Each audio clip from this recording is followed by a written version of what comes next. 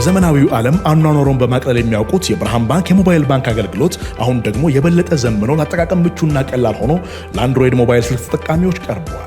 አዲሱን የብርሃን ባንክ አንድሮይድ አፕ ወይም መተግበሪያ ከጉግል ፕሌይ ስቶር ላይ ብርሃን ሞባይል በሚል ስም ያገኙታል። ወደ ስልክዎን በመጫን ስለ ሂሳቦ መረጃ፣ ገንዘብ ለማስተላለፍ፣ የሞባይል አየር ሰዓት ለመግዛት፣ ስለ ብድሮ ሁኔታና ሌሎች በርካታ አገልግሎቶችን ለማግኘት በቀላሉ ይጠቀሙበታል። ለበለጠ መረጃ በአቅራቢያ ወዳለ የብርሃን ባንክ ቅርንጫፍ ጎራ ይበሉ። ብርሃን ባንክ እንደ ስማችን ብርሃን ነው ስራችን። ተመልሰናል አድማጮቻችን። አራዳ ኤፍ ኤም 95.1 ላይ ትገኛላችሁ። ፉትቦል ካፌ ነው ፕሮግራሙ። የሪያን ሼርኪን ጉዳይ እንመልከት። ከብራዚሊያን ካሁኖቹ ብራዚሊያን መሰል ፈረንሳይ ተጫዋች ነው ሪያን ሼርኪ። እናንሳው ይህንን ጉዳይ እጅግ ባለተሰጥኦ ተጫዋች መሆኑና በየጨዋታው ላይ የሚያሳያቸው ነገር በሙሉ ይህንን ያሳያል። እንመልከት ይህን ጉዳይ። ይህንን ጉዳይ ማንሳት የፈለግኩት ሰሞኑን ከተለይ ከአርሰናል ጨዋታ በኋላ ቅዳሜ እሁድ ዕለት ከነበረው የሊግ ካፕ ፍጻሜ ጨዋታ በኋላ በሶሻል ሚዲያ ላይ ከነበሩ ዲቤቶች መካከል አንደኛው ሲቲ 2-0 እየመራ በነበረበት ጊዜ ሲያንጠባጥብ ኳስ ኪፒያፒ ወይ ጀግል ሲያንቀረቅብ አየ ነው እና ይሄ ለአርሰናል ለአንድ ተጫዋች ቢያንስ ለቤን ዋይት የሚያበሳጭ ነበር። ስለዚህ ሄዶ ፋውል ሰርቶበት ቢጫ ካርድ ተመልክቷል።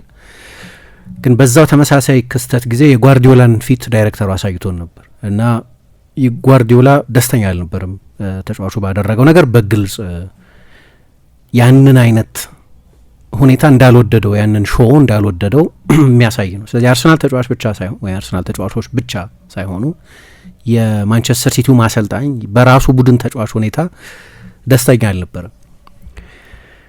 ከዛ ደግሞ በሶሻል ሚዲያ ላይ እንደዚሁ የአርሰናል ተጫዋቾች የአርሰናል ደጋፊዎች የሚሆኑ በጠቅላላ ሶሻል ሚዲያ ላይ ግን ብቻ አይደለም። ለምሳሌ በሜንስትሪም ሚዲያ ላይ ጋሪ ኔቭል ወጥቶ አሮጋንት ነው የሚል አስተያየት ሰጥቷል፣ የቀድሞ ማንቸስተር ዩናይትድ ተጫዋች። ስለዚህ ሲያከራክር የቆየ ጉዳይ ነው። ዛሬ ደግሞ ፈረንሳይና ብራዚል ይጫወታሉ በፎክስቦሮ።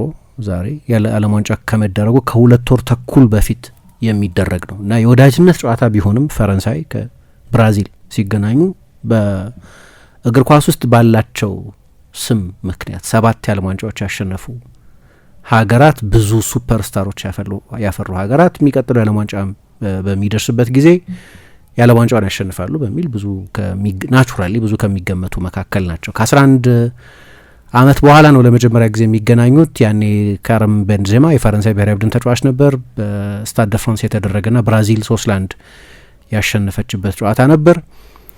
ግን በሁለቱ ብሔራዊ ቡድኖች እግር ኳስ ውስጥ በጣም የተለያዩ አመታት ናቸው እነዚህ 11 አመታት። ፈረንሳይ 2 የዓለም ዋንጫ ፋይናል ተጫውታለች። ከዛ በኋላ 2018 እና 2022 የዓለም ዋንጫ ፍጻሜን ተጫውታለች፣ አንዱን አሸንፋለች። የብራዚል ብሔራዊ ቡድን ደግሞ ያኔ በኤደኖር ሊዮናርዶ ባቺ መሰልጠን የጀመረበት ቺቼ የሚባሉት አሰልጣኝ ቡድኑን ማሰልጠን የጀመሩበትና ብራዚል ወደ 2018 የዓለም ዋንጫም ወደ 2022 የዓለም ዋንጫ በመጣችበት ጊዜ የዓለም ዋንጫውን ያሸንፋሉ በሚል ገነን ያለ ግምት ከተሰጣቸው ብሔራዊ ቡድኖች መካከል አንደኛዋ ነበረች። ግን ጠቅላላው ያለፈው 10 ዓመት 11 ዓመት ለብራዚል እግር ኳስ በጣም መጥፎ ጊዜ ነበር። በውጤት በቤልጅየም ተሸነፉ እና በክሮኤሽያ ተሸነፉ። ሁለቱም ጥሩ ቡድኖች ናቸው፣ ግን ብራዚል ነች በእነዚህ ቡድኖች የተሸነፈችው እና ከሩብ ፍጻሜ አልፋ አታውቅም። ኢንፋክት የብራዚል ብሔራዊ ቡድን ለመጨረሻ ጊዜ ግማሽ ፍጻሜ የተጫወተው 2014 ላይ ተጫውተዋል፣ ግን ባይደርሱ የሚመርጡ ይመስለኛል ግማሽ ፍጻሜ፣ ምክንያቱም በጀርመን 7-1 የተሸነፉበት የግማሽ ፍጻሜ ጨዋታ ስለሆነ። ከዛ ውጪ ባሉት የዓለም ዋንጫዎች ላይ ግን ብዙ ከሄዱ የመጨረሻው 8 ቡድኖች ድረስ ነው የሚሄዱት። በቅርብ ጊዜ ደግሞ በ2024 የኮፓ አሜሪካ ውድድርም በሩብ ፍጻሜ እንደዚሁ ተሸንፈው ከውድድር ውጪ ሆኖ ነበርና ያለፉትን 18 የዓለም ዋንጫ የማጣሪያ ጨዋታዎቻቸውን ደግሞ ብታይ ወደ እዚህኛው ወደ 2026 የዓለም ዋንጫ ለማለፍ 18 ጨዋታ አድርገዋል። 2 ጎል በአንድ ጨዋታ 2 ጎልና ከዛ በላይ ያስቆጠሩት በ5 ጨዋታዎች ብቻ ነው ከ18ቱ። እያወራን ያለነው ስለ ብራዚል ነው፣ ስለ ውብ እግር ኳስ ተጠቃሽ ምሳሌ፣ ስለ ጆጋ ቦኒቶ፣ ስለ ውብ ጨዋታ ሀገር፣ ስለ ነፔሌ፣ ስለ ሮናልዶ፣ ስለ ነጋሪንቻ፣ ስለ ዚኮና ቶስታኦ፣ ስለ ጃይርዚኖ፣ ስለ ሮናልዲኞ፣ ስለ እንደዚህ አይነት ተጫዋቾች ሀገር ነውና በ18 ጨዋታ 2 ጎል እና ምናልባት አንዳንድ ጊዜ ቀንቷቸው ከዛ በላይ 5 ጨዋታ ላይ ብቻ ነው ይሄንን ያደረጉት እና ያሉበትን ሁኔታ የሚያሳይ ነው። ውጤታቸው ጥሩ አይደለም፣ ማጥቃታቸው ጥሩ አይደለም እና ያ ሻምፓኝ ፉትቦል የለም፣ አርቲስቶች የሉትም። የሼርኪ አይነት ተጫዋች የላቸውም ኔይማር ካልሆነ በስተቀር። ኔይማርም አሁን የሆነ ጊዜ ሜሲ፣ ሮናልዶ የእነሱ ዘመን ሲቋጭ ሲጠቀለል ያንን ፓንቴዮን ያንን የዓለም ቤስቱ ተጫዋች ይሆናል ተብሎ ይጠበቅ የነበረው ተጫዋች በተለያዩ ምክንያቶች አሁን በአውሮፓም እየተጫወተ አይደል። ላለፉት 3-4 ዓመታት ኔይማር ጥሩ አልነበረም። ጥሩ የእግር ኳስ ህይወት አልነበረውም። ለእኔ ኦኬ አንዳንድ ሰዎች በፓሪስ ጥሩ ፉትቦል ተጫውተዋል ይላሉ። በኃይለኛ ኮንቴክስት ነው የማየው ያንን ነገር። ኢንዲቪጁዋሊ ጥሩ ሆኖ ሊሆን ይችላል፣ ግን ኮምፒቲሽኑን ማየት አለብን። በጣም ትልቅ ስህተት ነው የምለው እኔ ከባርሴሎና ወደ ፔዤ ያደረገውን ዝውውር በጣም ትልቅ ስህተት ከእግር ኳስ እድገቱ አንጻር ማለት ነው። ምክንያቱም በፔዤ የምታደርገው ነገር ሁሉ በካቪያት ነው የሚታየው። ኃይለኛ የኮምፒቲሽን ኢምባላንስ አለ። ኃይለኛ ነጥያ እኔ እሱን ሃይላይት ሪሎች ብቻ ኢንጆይ ያደርጋሉ አንድ ነገር ነው፣ ግን በጣም ተሳስቷል ብለው ነው። ከሱ በስተቀር ያሉትን የብራዚል ተጫዋቾች ስታይ ግሩም ተጫዋቾች አሏቸው።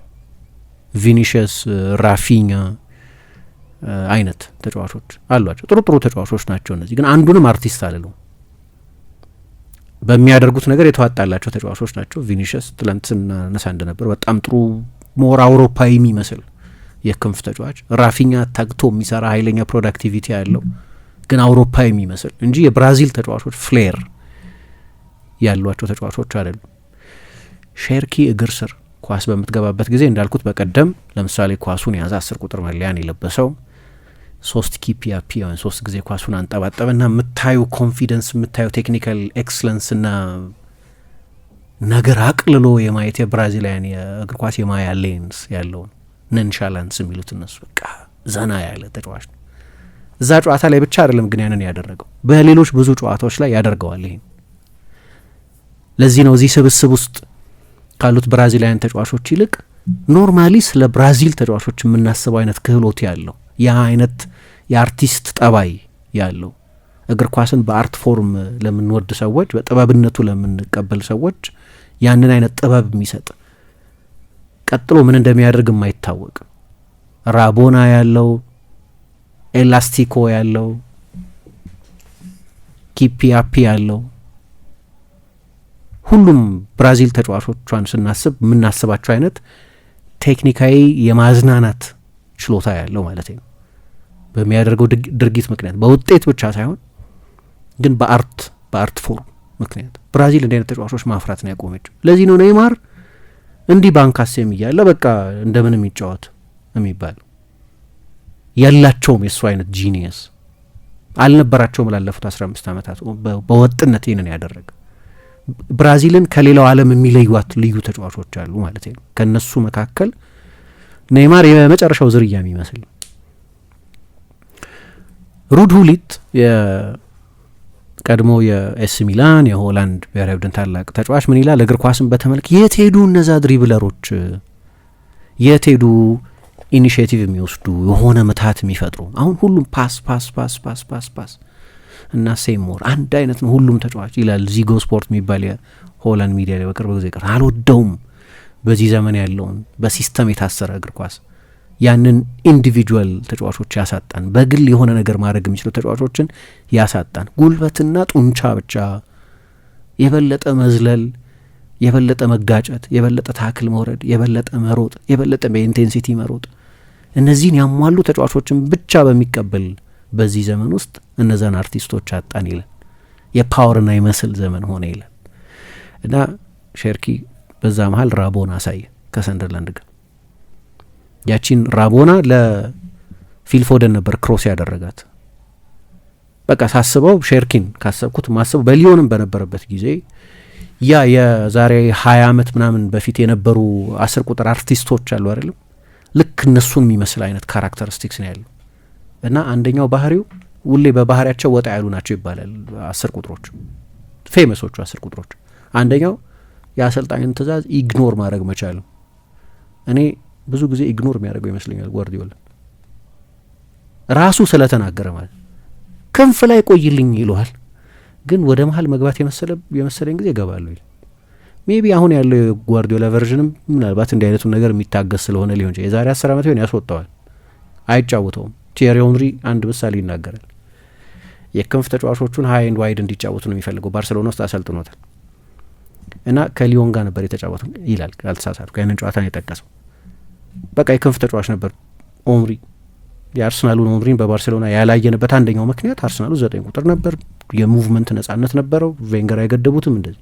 ባርሴሎና ደግሞ የበለጠ ፖዚሽናል ነው አጫዋቱ፣ ስትራክቸራል ነው። ስለዚህ ከሆነ ዞን በላይ መግባታት ሜዳው በተለያዩ 10 ዲፓርትመንቴሽንስ ይከፋፈላል። የተቆጠረ ዞን አለ።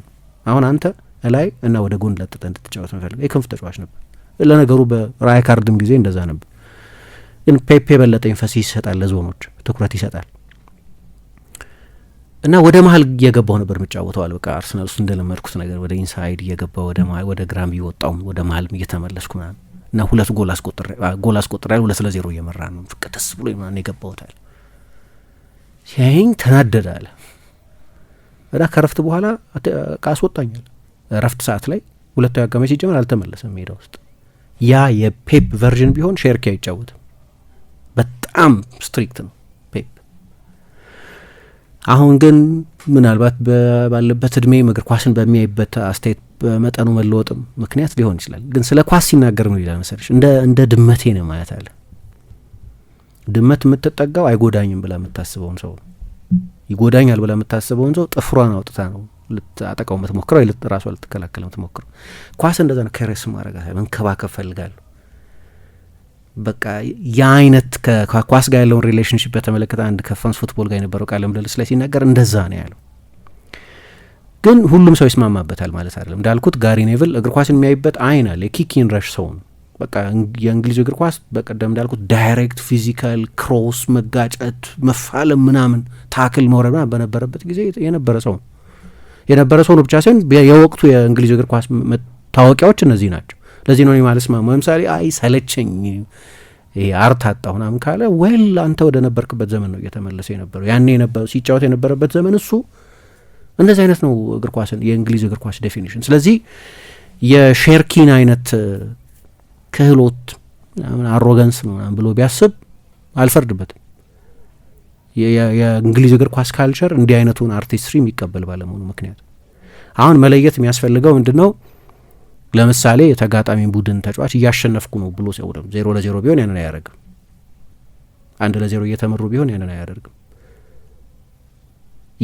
እየመራሁ እያሸነፍኩ ነው ስትይ ኔይማር ላይ የነበረ አኪዜሽን እኮ እስቲ አርገው 0-0 እያላችሁ የሚል ነበር።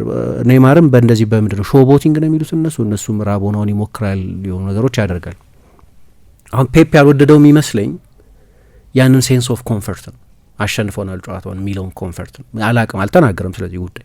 ግን አሰልጣኞች ያንን የማይወዱት ለዚህ ነው።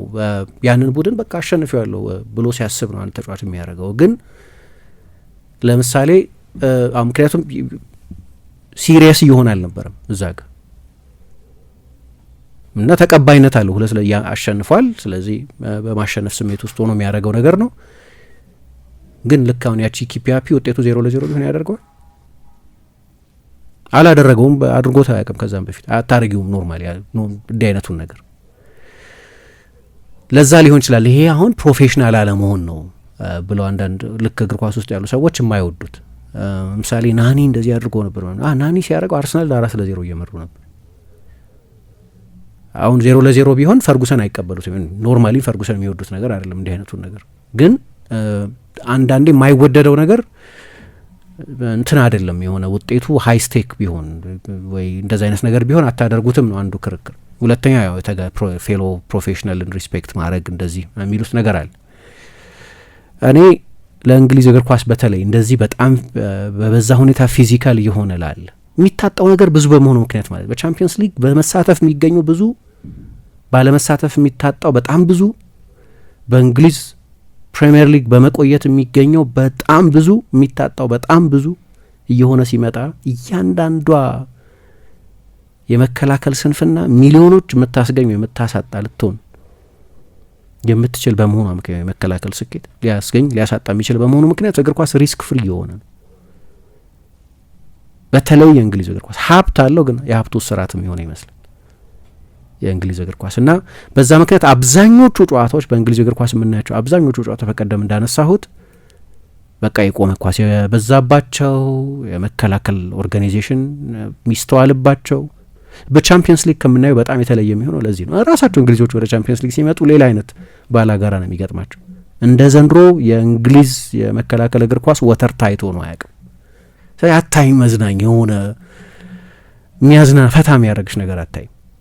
ሼርኪ እሱ ነው የሚሰጥሽ። በአንዳንዶቹ ሁኔታዎች ብትስማሚበትም ባትስማሚበትም፣ በአንዳንዱ ባህሪ ብትስማሚበትም ማንቸስተር ዩናይትድ እና ሊዮን እየተጫወቱ አሸነፍኩ ብሎ ካሰበ በኋላ ወደ ማንቸስተር ዩናይትድ ደጋፊዎች ያሳየው ምልክት ነበር። አሸነፍኩ ብሎ ካሰበ በኋላ አንዳንዶቹን ካራክተሮች ላትወጃቸው ትችላለች። ኢትስ ኖርማል። ግን ወጣ ያለ ማቭሪክ የሆነ ኦፍ ደ ከፍ ተጫዋች ነው እና ፔፕን ኢግኖር የማድረግ አሁን ችግሩ ምንድን ነው? ፔፕን፣ አርቴታን፣ ሌሎችም የሲስተም አሰልጣኞችን በተመለከተ ሲስተም ንጉስ ነው ብለው የሚያምኑ በመሆናቸው ምክንያት ተጫዋቾች ከዛ ውልፍት እንዲሉ አይፈልጉም እና አንዳንዴ ተመልሰው ሌላ አይነት ተጫዋች ይሆናሉ። የወደድናቸውን እነሱን እንድንወድባቸው ምክንያት የሆኑ ችሎታዎቻቸውን ያጧቸዋል። ለምሳሌ ግሪሊሽ ከፕሪሚየር ሊግ ቤስት ድሪብለሮች መካከል አንደኛው ነበር። አሁን ተመሳሳይ ነገር ስለማን ይፈራል? ስለ ኤዜ ወደ ሲስተም ጠፍጥፎ የማስገባት ፍላጎት አለ በዚህ ዘመን አሰልጣኞች። ያ ነው እንደዚህ አይነት የኦፍ ደ ከፍ ተጫዋቾች እንድናጣ እያደረገን ያለው እና ሼርኪም ሲመጣ አንዱ የነበረው ስጋት እንደዛ እንዳይሆን። ምክንያቱም በሊዮን በቃ ኢንተርቴይነር ተጫዋች ነው። በቃ የብራዚል ተጫዋቾች እንዳልኩት የብራዚል ተጫዋቾች ክህሎት ያለው አይነት ስለዚህ መለቀቅ የሚገባው ፍቃድ ክሬቲቪቲ የጂኒየስ ፍቃድ የሚያስፈልገው አይነት ተጫዋች ነው ይባላል እና በቅርብ ጊዜ ያ ፔፕን ኢግኖር የሚያደርግ ምን ይሉ ስለመሰለሽ ሄልዚ ዶዝ ኦፍ ዲስሪስፔክት የሚባል ነገር አለ። ዲስሪስፔክት ኖርማሊ ጥሩ አይደለም፣ አለማክበር ሰው ግን ሄልዚ ዶዝ ኦፍ ዲስሪስፔክት የሚባል አሁን አሰልጣኝ የሚሰጥሽ በጣም ጤነኛ የሆነ እና የራስን ስሜት የመከተል ነገር ራሱ ፔፕ አሁን ወደ ክንፍ ውጣና እዛው ቆይ ይለኛል። እኔ ግን ትክክለኛው ጊዜ ከመሰለኝ ወደ ውስጥ ገብቼ ይጫወታለዋል። አሁን ይሄንን ነው ሄልዚ ዶዝ ኦፍ ዲስሪስፔክት ካል ነው ልንለው እንችል። እዛ የራቦናውን ክሮስ ካደረገ በኋላ ምን አለ? ኦኬ ጎል ተቆጥሯል፣ ግን ምንም አይሞቀኝም አለ ፔፕ። ስቱፒድ ዲሲሽን ብሎ ነው የገለጸ። ለምን አለ ይሄንን? እኔ ሜሲ ያንን እንዲህ አይነቶቹን ነገሮች ያደርጋቸው አላውቅም። እኔ ከሜሲ እንዲህ አይነት ነገር አይቼ አላውቅም። እንዲህ አይነት ራቦና ሲያደርጋ the best ተጫዋች ነው በታሪክ በፉትቦል ታሪክ ምርጡ ተጫዋች እሱ ነው አለና እንዲህ አይነት ክሮሶች ያደርግ ግን አይቼ አላውቅም። ሲምፕሊሲቲ ይወዳል። ቀላል ነው ሜሲ የሚያደርገው ነገር እና ከሜሲ የተማርኩት ነገር ቀላሎቹ ነገሮች ስታደርግ አትሳሳት። ሜሲ ኦልሞስት ፐርፌክት የሆነው ቀላሉን ነገር ራቦና ያስፈልገውም ያንን ክሮስ ካደረገ።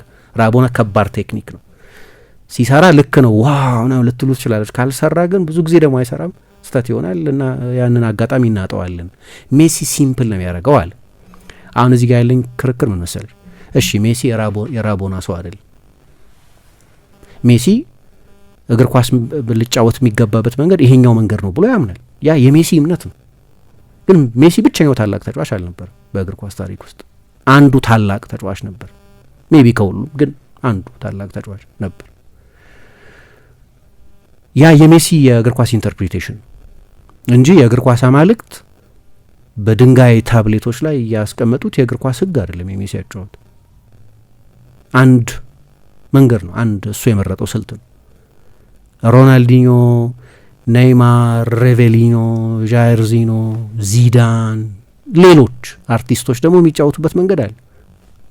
ራቦና ስለሚሞክሩ ሩሌት ስለሚሞክሩ ታላቅ አንላቸውም እነሱ። ለሼርኪ ኢንስፓይሬሽን ሊሆኑ አይችሉም እነሱ። በቂ ዳይሜንሽን የላቸውም ወይም ለኢሚቴሽን ምክንያት የሚሆኑ አይደሉም። እሺ ሜሲ አያደርገውም። አንድ የሜሲ የጨዋታ ኢንተርፕሪቴሽን ነው ራቦና እንደዚህ ሲምፕሊሲቲ እና ታላቅ ያደርገው ይሆናል ሲምፕሊ። ሮናልዲኞን ደግሞ እነዛ ስኪሎች ታላቅ ያደርጉታል።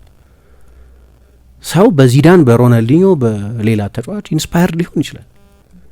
ያ አይቻልም ማለት ሁሉም ተጫዋች እንደ ሜሲ መጫወት አለበት ወይ እንደ ምሳሌ እና ይሄ ግን የሚታየኝ እኔ በምን መሰለሽ ማየው ምሳሌ ዲየጎ ማራዶና ክሊፖች ፈልገሽ ማአት ራቦና አለው እና ማራዶና ለኢሚቴሽን የሚሆን ታላቅ አይደለም። ማራዶናን ኢንስፓየር ያደረገኝ ብለሽ ማራዶና ለመኮረጅ የሚሆን ኢንስፓይሬሽን አይደለም ነው። በደንብ እንጂ። አውሮፓዎቹ ግን የሚያዩት እግር ኳስን በጣም ሜካኒካል ከሆነ ከውጤትነቱ አንጻር ብቻ ነው። ብዙ ጊዜ ፔፕ አውሮፓዊ ነው እና ሼርኪ ደግሞ የአውሮፓ ስነ ልቦና አይደለም ያለው። ስታዩ መንገድ ላይ እየተጫወተ ያደገ የሚመስል በሊዮን ጎዳናዎች ምናምን ሲጫወተ ያደገ የስትሪት ፉትቦለር ነው። በኢንዲቪጁዋል ክሬቲቪቲ የሚያምን አይነት ተጫዋች ነው እና ደግሞ እግር ኳስ እንዲህ አይነት ተጫዋቾች ነው እያጣ ያለው። እንዲህ አይነት ኢኒሼቲቭ እና እንዲህ አይነት ተጫዋቾች ያከራክር። ኔይማር ስንት ጊዜ ያከራክርም እንዴ? አሁን ያልኩት ክርክር እኮ የሾቦቲንጉ ነገር ኔይማር ላይ የስንት ጊዜ ክርክር። እንደ ኔይማር የሚደበደባል እንደ ሾቦት በመሞከር ዲቤተብል ነው። ዲቤተብል መሆን ደግሞ የጂኒየሶች አንድ ካራክተር ነው። አንዳንዴ ልትስማሚበት ትችላለሽ በሆነ መንገድ፣ አንዳንዴ ላትስማሚበት ትችላለሽ። ይህን ባያረገው ወይም ቢያረገው ማለት ትችላለሽ። አንድ ነገር ነው እሱ። ማከራከራቸው ግን የጂኒየሳቸው አንድ አካል እንደኔ አስተያየት፣ እንደኔ አረዳድ እና የብራዚልን ቡድን የአሁኑን ስብስብ ስታይ የሏቸውም እንዲህ አይነት ተጫዋቾች፣ የሼርኪ አይነት ተጫዋቾች እላለሁ እኔ። ብራዚሎቹን ዲፋይን የሚያደርግ ዦጋ ቦኒቶን አንደኛው የሚገልጸው ነገር እንዲህ ያለው ነገር ነው። የዚኮ፣ የሮናልዲኞ፣ የሮማሪዮ፣ የሮናልዶ፣ የጃይርዚኖ፣ የጋሪንቻ፣ የጃልሚኛ አይነት ተጫዋቾች እግር ኳስ ውስጥ ያ የብራዚሎች ማጂክ የለም። ያሏቸው ደህና ተጫዋቾች እንዳልኩት ግን እንዲህ አይነቶች አይደሉም። እንዲያውም ፈረንሳይ በቅርብ ጊዜ አትሻልም ብለሽ ነው እንዲህ አይነት ተጫዋቾች በማፍራት? ምክንያቱም ማይክል ኦሊሴም እንደዚህ አይነት ተጫዋች ስለሆነ እንዲህ አይነት ጂኒየስ ስለሆነ ሰሞኑን ብዙ የሚያከራክር ነጥብ ስለነበርና እኔ በግሌ የምወደው ተጫዋች በመሆኑ ምክንያት ነው ማንሳት የፈለገ። በዘመናዊው ዓለም አኗኗሩን በማቅለል የሚያውቁት የብርሃን ባንክ የሞባይል ባንክ አገልግሎት አሁን ደግሞ የበለጠ ዘምኖ ለአጠቃቀም ምቹና ቀላል ሆኖ ለአንድሮይድ ሞባይል ስልክ ተጠቃሚዎች ቀርበዋል። አዲሱን የብርሃን ባንክ አንድሮይድ አፕ ወይም መተግበሪያ ከጉግል ፕሌይ ስቶር ላይ ብርሃን ሞባይል በሚል ስም ያገኙታል። ወደ ስልክዎን በመጫን ስለ ሂሳቦ መረጃ፣ ገንዘብ ለማስተላለፍ፣ የሞባይል አየር ሰዓት ለመግዛት፣ ስለ ብድሮ ሁኔታና ሌሎች በርካታ አገልግሎቶችን ለማግኘት በቀላሉ ይጠቀሙበታል። ለበለጠ መረጃ በአቅራቢያ ወዳለ የብርሃን ባንክ ቅርንጫፍ ጎራ ይበሉ። ብርሃን ባንክ እንደ ስማችን ብርሃን ነው ስራችን።